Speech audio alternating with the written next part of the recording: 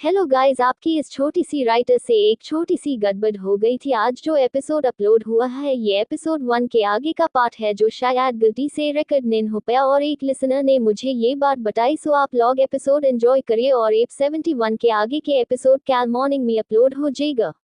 वेदांश उस हवेली के अंदर अपने लंबे कदमों से चला जाता है। वह एक कमरे के बाहर आकर रुकता है जहां से बहुत ज्यादा चीखने चिल्लाने की आवाज आ रही थी। ऐसा लग रहा था जैसे उस कमरे के अंदर किसी को बुरी तरीके से मारा जा रहा हो और वह खुद को छोड़ने की भीख मांग रहा हो।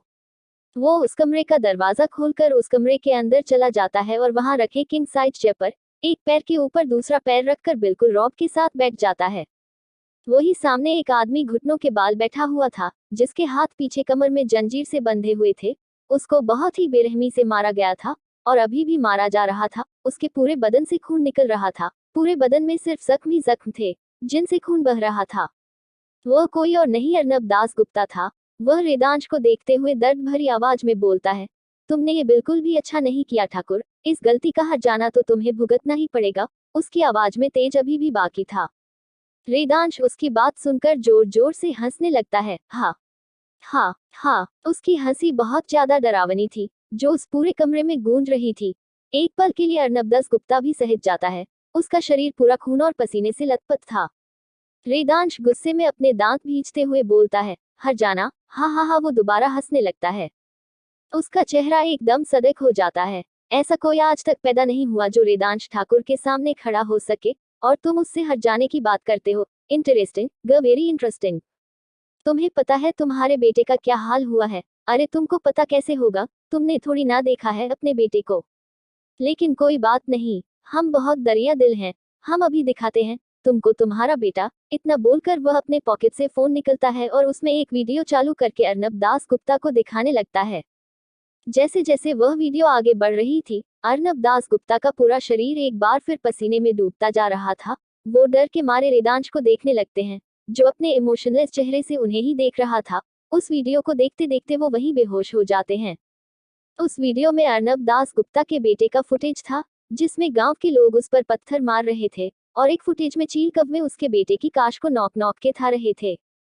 वेदांश वहां खड़े एक बॉडीगार्ड को उन्हें चेक करने का इशारा करता है। वह बॉडीगार्ड आगे कर अर्नब दास गुप्ता को चेक करता है। वो खड़े होकर अपना सर झुकाते हुए बोलता है, बॉस ये तो मर गए। वेदांश चेहरे में डेविल स्माइल आ जाती है। इसकी लाश ले जाकर इसके बॉडी के सारे ऑर्गन्स निकाल लो। यह तो किसी काम के नहीं रहे लेकिन इसकी बॉडी तो बहुत काम की है, वो बाहर जाते हुए बोलता है। अगली सुबह अर्चना का घर। अर्चना के माता पिता खुशी से फूले नहीं समा रहे थे। वह बहुत खुश थे कि उनकी बेटी की शादी ठाकुर परिवार में हुई है। अब तो उन्हें जैसे अपने कंधे में लगी हुई चोट के भी दर्द का एहसास नहीं हो रहा था। वो खुशी में झूम रहे थे। मीनाक्षी जी खुश होते हुए बोलती हैं, वह अर्चना तो बड़ी किस्मत वाली है। जब से हमारी जिंदगी में आए हैं हमारे तो भाग्य ही खुल गए। जब से आए हैं हम तब से बस दोनों हाथों से कम रहे हैं और अब उसकी शादी ठाकुर साहब से हो गई है। अब तो हमारे मजे ही मजे हैं। चक्रवर्ती जी भी बहुत खुश थे लेकिन अपने पत्नी की बात में वो कुछ भी नहीं बोलते। वही दूसरी तरफ वेदांश कमरे का गेट खोलकर अंदर आता है तो उसकी नजर अर्चना पर पड़ती है जो जमीन पर बिल्कुल सिकुड़ कर लेटी हुई थी। उसे शायद ठंड लग रही थी। ठंड की वजह से उसकी नाक हल्की लाल हो गई थी और उसका पूरा चेहरा भी हल्का हल्का लाल हो गया था।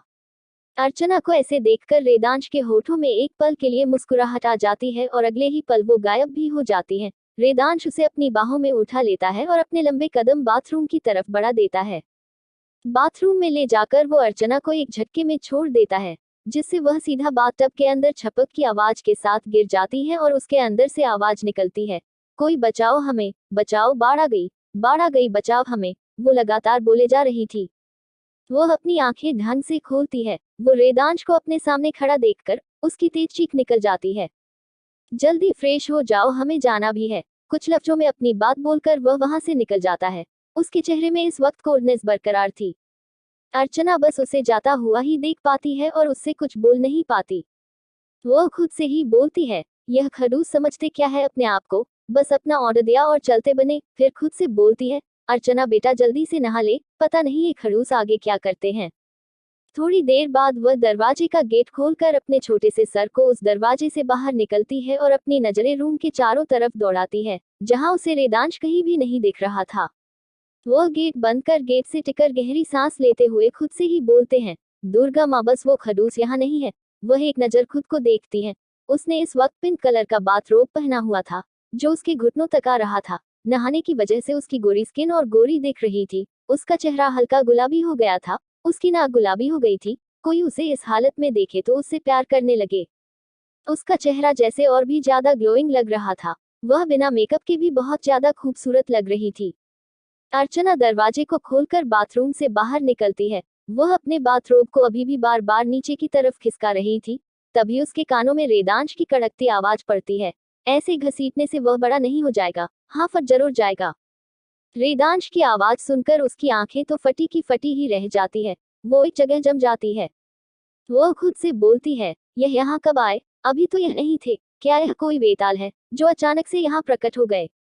अर्चना को अपने गले में किसी की सांसें महसूस होने लगती है। एक पल के लिए तो वह सिहर जाती है। वो अपने सलाइवा को निगलकर अपना गला तर करती है, जो रेदांश की करीबी से सूख गया था। जब तुम अपने ख्यालों में खोई हुई थी, वो उसके कंधे में अपनी ठुडी रख उसके गले में गहरी सांसें छोड़ते हुए बोलता है। कोलकाता, जादवपुर यूनिवर्सिटी। आज यूनिवर्सिटी के अंदर बहुत ज्यादा भीड़ भाड़ थी, बहुत ज्यादा चहल पहल थी। यूनिवर्सिटी में कुछ लोग थोड़ी दूर पर बैठे कर रहे थे, तो कुछ लोग उससे थोड़ी दूर पर बैठे किसी का मजाक उड़ा रहे थे, तो कुछ लोग बैठे पढ़ रहे थे, तो कुछ लोग प्यार भरी बातें कर रहे थे। यह यूनिवर्सिटी दिखने में बहुत ही ज्यादा खूबसूरत थी। जितनी ज्यादा खूबसूरत ये यूनिवर्सिटी थी, उतनी ही अच्छी रैंकिंग में भी यह यूनिवर्सिटी आती थी। यह यूनिवर्सिटी इंडिया के 13 नंबर पर आती है। वहीं एक साइड कुछ बच्चे एक लाइन में खड़े हुए थे। उनको देखकर ऐसा लग रहा था जैसे उनकी रैगिंग हो रही हो। वहीं उन बच्चों के सामने 3 लड़के आराम से बैठे हुए थे और बहुत ज्यादा हंस रहे थे। वो एक लड़की के बालों को पकड़कर कहीं उसके बालों को उड़ाते तो कहीं उसके गालों पर उसके बालों को लगाते। वो लड़की खुद छुड़ाने की कोशिश कर रही थी, लेकिन वह लोग उसे छोड़ ही नहीं रहे थे।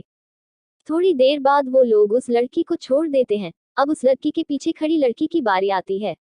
वह लड़की बड़ी ही कॉन्फिडेंट के साथ आगे आती है। उनमें से एक लड़का उस लड़की को ऊपर से नीचे तक एक नजर देखता है। उस लड़की ने बेबी पिंक कलर का कुर्ती और सलवार पहनी हुई थी। उसकी कुर्ती एक स्ट्रिप की बद्दी में अटकी हुई थी। उसने अपने दुपट्टे को अपने गले में डाला हुआ था। चेहरे में बिल्कुल हल्का सा मेकअप, होठों पर पिंक कलर की हल्की सी लिपस्टिक और माथे के बीच में उसने एक छोटी सी बिंदी लगाई हुई थी और अपने बालों को गोकर चोटी बनाकर आगे की तरफ किया हुआ था। और हाथों में सिल्वर कलर की भर की चूड़ियां पहनी हुई थी। दुल्हन जैसी नहीं, दुल्हन से कम। वो अपनी एम्बाइज को बार बार झपका कर उस लड़के को ही देख रही थी। वो लड़का उस लड़की को देखने के बाद बोलता है, नाम क्या है तुम्हारा? वो लड़की बहुत ही एटीट्यूड के साथ बोलती है, तारा। तारा चक्रवर्ती नाम है हमारा। वो लड़का हंसते हुए बोलता है, नाम तो बड़ा दमदार है तुम्हारा। जैसा नाम प्यारा है, वैसे ही तुम भी प्यारी हो। बस सरनेम अच्छा नहीं लग रहा तुम्हारे नाम पर। क्यों आप अपना सरनेम देने वाले हैं हमें? आप हमें अपनी बहन बनाना चाहते हैं? हमें कोई प्रॉब्लम नहीं है आपकी बहन बनने में, तारा उठ के उस लड़के से बोलती है। वहां खड़े जितने भी स्टूडेंट्स थे, सब अपनी आंखें फाड़े तारा को देखने लगते हैं, क्योंकि किसी में भी हिम्मत नहीं थी सिद्धार्थ कपूर से इस तरीके से जुबान लड़ाने की। तारा पहली लड़की थी जिसने पूरी यूनिवर्सिटी के सामने सिद्धार्थ से कुछ बोला था। सारी लड़कियां क्या लड़के तक उससे डरते थे, उससे नजरें तक नहीं मिलाते थे। सिद्धार्थ कपूर कपूर इंडस्ट्रीज का इकलौता वारिस और अमीर रईस ज्यादा था। वो अमीर बाप की बिगड़ी हुई औलाद था। उसके लिए ये कहना बिल्कुल भी गलत नहीं होगा। सिद्धार्थ तारा को एकटक देखते हुए बोलता है, तुम फ्रेशर तो नहीं लग रही हो? तारा अपने हाथों को अपने सीने में बांधते हुए बोलती है, हाँ नहीं हम फ्रेशर। आपके यह जो चमचे हैं ना, जबरदस्ती हम यहाँ पर ले आए हैं। 3 महीने हुए हैं हमें इस यूनिवर्सिटी में आए। सिद्धार्थ के चेहरे में तिरछी मुस्कुराहट तैर जाती है। वह मुस्कुराते हुए बोलता है, 3 महीने हुए हैं तो उस हिसाब से तुम्हारी भी रैगिंग बनती है, क्योंकि 3 महीने पहले मैं यहाँ नहीं था ना। तो चलो इस बार तुम्हारी रैगिंग करते हैं। जहाँ रैगिंग के नाम से ही लोगों के पसीने छूटने लगते थे, वही तारा आराम से खड़ी थी, जैसे उसे इन सब से कोई फर्क ही नहीं पड़ता हो। सिद्धांत आराम से अपनी जगह में बैठ जाता है और तारा को देखते हुए उसे बाहर यूनिवर्सिटी की गेट की तरफ इशारा करते हुए बोलता है, उस गेट से जो भी पहली गाड़ी अंदर आएगी और उससे जो भी लड़का बाहर निकलेगा, तुम्हें उसे किस करनी होगी, वह भी उसकी लिप्स पर। जहां सिद्धार्थ की बात सुनकर पूरी यूनिवर्सिटी शोक हो गई थी, वहीं तारा मुस्कुराते हुए बोलती है, बस इतनी सी बात। वैसे आपका ये टास्क भी ना बिल्कुल आपके जैसे चोमू है। टास्क देना था ना तो और अच्छा देते, किस करना है, इसमें कौन सा बड़ा काम है? तारा की बात सुनकर यूनिवर्सिटी के बच्चों के साथ साथ सिद्धार्थ भी शॉक था। वो एक बार फिर तारा से बोलता है, लिप्स पर किस करनी है। तभी एक गाड़ी यूनिवर्सिटी में आकर रुकती है। सबकी नजर उस गाड़ी पर पड़ती है। उस गाड़ी को देखकर ही वहां खड़े लोगों की हालत खराब हो जाती है। वही सिद्धार्थ और उसके दोस्तों की भी हालत भी ऐसे ही थे। लेकिन सिद्धार्थ तारा से अपनी बेइज्जती का बदला लेना चाहता था, जो अभी कुछ पल पहले तारा ने पूरी यूनिवर्सिटी के सामने उस बात बीच में काट के की था। इस चीज का बदला लेना चाहता था वो अपने डर को छुपाते हुए तारा से आगे जाने को बोलता है। तारा बड़ी अदा के साथ अपनी चोटी पीछे कर फिर आगे कर अपनी अदाओं के साथ आगे उस गाड़ी की तरफ बढ़ जाती है। वो ही सिद्धार्थ का दोस्त सिद्धार्थ से बोलता है, यह तुमने क्या कर दिया। आज तो इस लड़की का आखिरी दिन है इस यूनिवर्सिटी में। तुझे अच्छे से पता है ना वह कार किसकी है और वह कितना खतरनाक इंसान है। सिद्धार्थ मुस्कुराते हुए बोलता है, इसको भी तो पता चले इसने किससे पंगा लिया है। गाड़ी का दरवाजा खुलता है और उस गाड़ी से एक लंबी चौड़ी पर्सनैलिटी बाहर निकलती है। वह बहुत ही ज्यादा हैंडसम लग रहा था। उसने अपनी आंखों में शेड्स चढ़ाए हुए थे, बालों को जेल से सेट किए हुए था, हाथों में महंगी रिस्ट वॉच। फेशियल फीचर्स की बात करें तो कसे हुए जबड़े, पतली नाक, आईब्रो बिल्कुल सेट, जैसे खुदा ने बहुत ही फुर्सत में उसके उस चेहरे को बनाया हो। वो बहुत ही ज्यादा हैंडसम लग रहा था। वह जैसे ही गाड़ी से बाहर आकर खड़ा होता है, तारा उसके पास आकर खड़ी हो जाती है और बिना कुछ बोले जेड उसके चेहरे को अपने हाथों में थाम लेती है और अपने पंजों के बल खड़ी हो जाती है, क्योंकि वह आदमी उससे थोड़ा लंबा था। वो अपने पंजों के बल खड़े होकर अपने होठों को उसके होठों में रख देती है और उसे किस करने लगती है। वो लड़का तो शॉक हो जाता है। उसे समझ ही नहीं आया कि यह अचानक उसके साथ क्या हुआ। एक लड़की भारी यूनिवर्सिटी में उसको किस कर रही है, यह क्या है। वो खुद से ही बोलता है। तारा तो बस लगातार उसके होठों को चूमे जा रही थी, जैसे वो अपना टास्क भूल गई हो और उसके होठों की छुअन से उसके अंदर की बरसों की बसी हुई प्यास वापस आ गई हो, जिसे वो उस लड़के के होठों से बुझा रही हो। वो करीब 5 मिनट से उसे किस करे जा रही थी। वह आदमी भी आराम से उस किसी को अब एंजॉय कर रहा था। वहीं यूनिवर्सिटी के सभी लोग तो उन्हें देख ही जा रहे थे, और देखते भी क्यों ना, तारा ने देव ठाकुर को किस किया था, जिसके प्रेजेंस से ही सारे लोग डरते थे, जिसकी मौजूदगी ही सबके दिल में खौफ पैदा काटने के लिए काफी है, जो अपने करीब किसी भी लड़की को आने नहीं देता था। आज एक लड़की उसे सामने से जाकर किस कर रही और वो आराम से यूं खड़ा है। सबके लिए यह शॉक की बात थी। तारा की ये सॉफ्ट किस अब पैशनेट किस में बदल गई थी। वो लगातार उसका होठों को चूम रही थी तो कभी सक कर रही थी। देव एकदम से अपने होश में आता है और तारा को खुद से दूर कर बिना तारा को देखे सीधे वहां से चला जाता है। अब एक बार और यूनिवर्सिटी के सारे बच्चों को शौक लगता है। उन सबको को लगा था अब देव तारा को इस यूनिवर्सिटी से बाहर फिकवा देगा, लेकिन यहाँ तो कुछ हुआ ही नहीं था। उसने तो उसे देखा भी नहीं था, और तो और देव ने उसे कुछ बोला ही नहीं। वो सिद्धार्थ और उसके दोस्तों को एक नजर गुस्से में देखकर अंदर यूनिवर्सिटी में चला जाता है। अब यूनिवर्सिटी के सभी लोगों के लिए ये किस एक कंट्रोवर्सी बन गई थी। सब लोग अपने अपने ग्रुप के साथ अभी हुई तारा और देव के बीच हुई किस की बातें कर रहे थे। कोई बोल रहा था तारा मिस्टर देव की गर्लफ्रेंड है, तो कोई उसे उसकी फियांसे बता रहा था। सब जगह सिर्फ तारा और देव की ही बातें हो रही थी, लेकिन तारा को तो इन सब से कोई फर्क ही नहीं पड़ रहा था। गोविंदपुर गांव। अर्चना अभी भी रेदांश के सामने अपना वह पिंक बाथ रोब पहने खड़ी थी। वो उसकी कमर में अपनी बाहें लपेटे उसकी गर्दन में अभी भी अपनी गहरी सांस छोड़ रहा था और उसकी गर्दन में किस कर रहा था। वह उसका बाथ रोब हल्का सा उसके कंधे से खिसका देता है, जिससे अर्चना का गोरा कंधा रेदांश के सामने था। वो उसके उस गोरे कंधे में अपने होंठ रख देता है और उसे किस करने लगता है। अर्चना अंदर तक पूरी तरीके से कांप रही थी। वह कांपते हुए लड़खड़ाती जबान में बोलती है, य हा ये आ प क्या क र हे हैं क पड़े बदल ने है हमें। रेदांश अर्चना से दूर नहीं होता बल्कि उसको और खुद के करीब कर लेता है और खुद से सटा लेता है। अब दोनों के बीच में हवा तक निकालने की जगह नहीं थी। अर्चना के बालों से अभी भी पानी टपक रहा था, जो उसकी कोई गोरी गर्दन से फिसलता हुआ उसकी क्लीवेज से होता हुआ उसके बाथरोब के अंदर जा रहा था।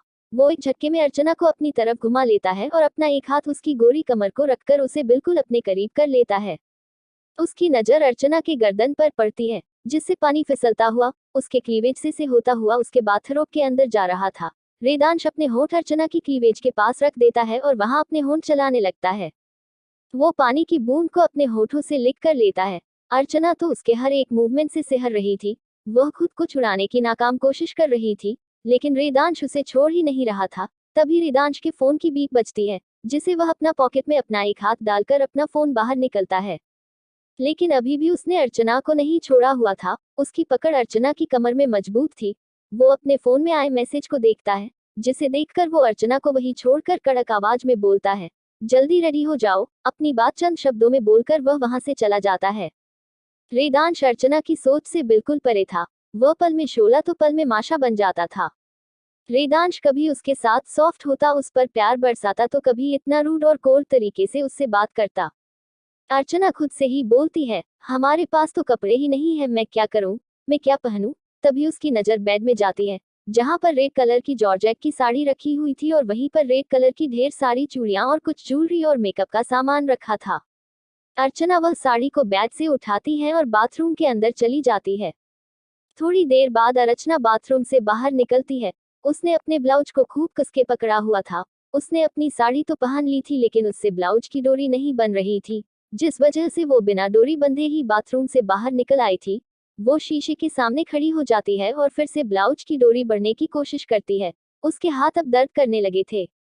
वह जिसे में खुद से ही बोलती है, कितनी शी डोरी है यह, हम कब से इसे बांध रहे हैं, लेकिन ये बंध ही नहीं रही है। बिल्कुल ठाकुर साहब की तरह ढीठ है। उनसे कितना भी दूर होने को बोलो, हमेशा ढीठ की तरह आकर चिपक जाते हैं। वो फिर से साड़ी को घूरते हुए बोलती है, ऐसी साड़ी कौन पहनता है, इसका ब्लाउज यह तो सिर्फ एक डोरी में टिक कर रह जाएगा, पूरा का पूरा तो दिख ही रहा है। और ऐसे कपड़े पहनता कौन है?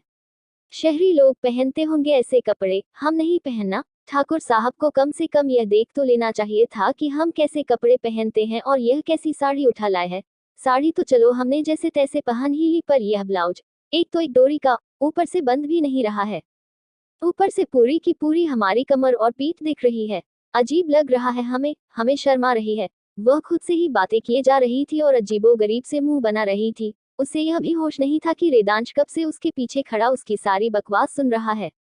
अचानक ही अर्चना को अपने पीठ पर किसी की सख्त उंगलियां महसूस होती है। उंगलियों के साथ उसे अपनी पीठ पर किसी के होंठ भी महसूस हो रहे थे। वह एकदम से सिहर जाती है और अपनी नजरें उठाकर सामने शीशे में देखते हैं, जहां से वेदांश उसे साफ दिखाई दे रहा था। वो अपनी नशीली आंखों से उसे ही देख रहा था। अर्चना की हालत एक बार फिर पूरी तरह से खराब हो गई थी। इतनी मुश्किल से तो वो थोड़ी देर पहले वेदांश नाम की बला से बची थी। अब फिर वेदांश उसके सामने उसके करीब था, जो उसकी पीठ में बने तिल पर अपने होंठ रखे था। एक बार फिर अर्चना के दिल की धड़कनें बुलेट ट्रेन की भी स्पीड से तेज चलने लगी थी। वो एक झटके में पलट कर खड़ी हो जाती है। एक तो उसके ब्लाउज की डोरी नहीं बंधी थी, ऊपर से उसके ऐसे घूमने से वह हल्का नीचे को खिसक आया था। अर्चना जल्दी से अपने दोनों हाथों से अपने ब्लाउज को कस के पकड़ लेती है और वेदांश को देखते हुए बोलती है, आप को शर्म न ही आती है? हम यहाँ ऐसे खड़े हैं और आप आकर हमें ऐसे बेशर्मों की तरह देख रहे हैं। वेदांश बिना कुछ बोले अर्चना के बिल्कुल करीब आ जाता है और उसके बिल्कुल करीब आकर उसकी ब्लाउज की डोरी बांधने लगता है। वो अपनी गहरी सांसें अर्चना की गर्दन में छोड़ रहा था। अर्चना के दिल की धड़कनें वैसे ही वेदांश की करीबी से नॉर्मल नहीं हो रही थी। वेदांश तो और उसके करीब आता ही जा रहा था। वो अर्चना की गर्दन में अपनी गहरी सांसें छोड़ते हुए बोलता है, शादी अपनी बीवी से दूर रहने के लिए थोड़ी न की है हमने हमने अपनी बीवी के पास रहने के लिए की है। इस वक्त हम आपको महसूस करना चाहते हैं, आपके इस खूबसूरती को महसूस करना चाहते हैं। आज हम आपको अपना बनाना चाहते हैं। वेदांश की बातें सुनकर अर्चना की तो जान ही उसके हलक में अटक गई थी। वो डरते हुए बोलती हैं, आप को मतलब मैं वाह। बस वो हकलाए ही जा रही थी, उससे बोला ही नहीं जा रहा था। वो एक गहरी सांस लेकर बोलती है, हमें कहीं जाना है ना, आपने बोला था। वेदांश उसकी उस गोरी खुली कमर में अपनी उंगली चलाते हुए बोलता है, जाना तो है बेबी हमें, पर हम कल चले जाएंगे। आज हम एक दूसरे को जी भर के प्यार करेंगे, एक दूसरे की बाहों में आएंगे, एक दूसरे की आगोश में। आज हम एक दूसरे को महसूस करेंगे। तभी वेदांश का फोन एक बार फिर बजने लगता है। वह इरिटेट होकर एक बार फिर अपने फोन को देखता है। फोन में फ्लैश हो रहे हैं नाम को देखकर उसकी ग्रे एंड गोल्डन कॉम्बिनेशन वाली आंखों में गुस्सा चढ़ जाता है। वो वहां से जाते हुए कोल्ड आवाज में बोलता है, 10 मिनट है तुम्हारे पास, जल्दी तैयार हो और नीचे आओ। और हाँ, 10 मिनट से 1 मिनट भी ज्यादा नहीं होना चाहिए, वरना जिस हालत में होगी इस हालत में उठाकर ले जाएंगे। अपनी बात बोल वो वहां से चला जाता है। अर्चना खुद से ही वेदांश की एक्टिंग करते हुए बोलती है, 10 मिनट है तुम्हारे पास, मुंह खड़ूस समझते क्या है खुद को? बस जब देखो बस अपना ऑर्डर देकर चले जाते हैं, खुद को कहीं की राजा समझते हैं क्या? माना ठाकुर है, इसका मतलब यह नहीं कि हम पर हुक्म चलाते रहेंगे, हम उनकी कोई दासी नहीं है, हम उनकी बीवी है, हम ठकुराइन है। वह खुद से ही बड़बड़े जा रही थी। उसकी नजर घड़ी पर पड़ती है, जिसमें उसने अपनी बकवास में ही 3 मिनट गवा दिए थे। वह जल्दी से तैयार होने लगती है, वह जल्दी जल्दी अपनी चूड़ियां पहनती है। करीब 8 मिनट बाद वो जल्दी से अपनी साड़ी की प्लेटों को संभाले हुए नीचे आती है। गाड़ी के पास है रेदांश गाड़ी से टेक लगाए खड़ा था। वह पायलों की छन छन की आवाज सुनकर सामने देखता है, जहां अर्चना ने रेड कलर की सिंपल सी जॉर्जेट की साड़ी पहनी हुई थी, जिसमें ज्यादा तो काम नहीं था, बस हल्का सा हाथ की कढ़ाई का काम था उसके ब्लाउज में, जो बहुत ही ज्यादा खूबसूरत लग रहा था। उसने अपने हाथों में भारी लाल चूड़ियां पहनी हुई थी, जिसके आगे पीछे दो दो मोटे सोने के कंगन लगे हुए थे। उसने अपने बालों को खुला ही छोड़ा था, क्योंकि उसका ब्लाउज पूरा बैकलेस था और उसे वह बहुत ही अजीब लग रहा था। उसने अपने बालों का बीच से पार्टीशन करा हुआ था, जिससे उसकी मांग में भरा हुआ सिंदूर साफ साफ दिख रहा था। उसने रेदांश के नाम का मंगलसूत्र पहना हुआ था, जो अभी थोड़ी देर पहले रेदांश ने अपने हाथों से उसे पहनाया था। उसमें कैपिटल लेटर में आर लिखा था, उसमें डायमंड लगे हुए थे। वो दिखने में बहुत प्यारा लग रहा था, और पायलों की छन छन की शोर की आवाज उस पूरे जंगल में गूंज रही थी। रेदांश तो बस अर्चना को ही देखे जा रहा था, जैसे वह उसकी खूबसूरती में खो ही गया हो। आसपास के पेड़ भी अर्चना की खूबसूरती के मोह में इधर उधर लहरा रहे थे, जिससे ठंडी हवाएं उनके आसपास चल रही थी। वही चिड़िया भी मीठा गीत गा रही थी। एक बार फिर रेदांश के फोन में नोटिफिकेशन की बीप बजती है, जिससे रेदांश अपने होश में वापस आता है। वो गाड़ी में बैठ जाता है। अर्चना भी चुपचाप जाकर गाड़ी के बैक सीट में बैठने के लिए जैसे ही दरवाजा खोलती है, रेदांश की कड़क आवाज उसके कानों में पड़ती है, हम तुम्हारे ड्राइवर नहीं है, जो पीछे आराम से बैठ रही हो, यहाँ आकर बैठे। वो अपने चेहरे के एक्सप्रेशन से ही उसे इशारा करता है। अर्चना खुद की तरह उंगली करते हुए बोलती है, मैम, मैं जैसे वह एक बार रेदांश से कंफर्म कर रही हो। क्या तुम्हें यहाँ पर कोई और लड़की दिख रही है? रेदांश को आवाज बहुत ही तेज आवाज थी। अर्चना जल्दी से जाकर आगे पैसेंजर सीट में बैठ जाती है। रेदांश कार स्टार्ट कर देता है और उनकी गाड़ी हवा से बातें करती हुई अपने मंजिल की ओर निकल जाती है। न जाने कहाँ थी उनकी मंजिल, को सिर्फ रेदांश जानता था। उनकी गाड़ी कहाँ किस मंजिल में जाकर रुकेगी, रेदांश के अलावा किसी को नहीं पता था।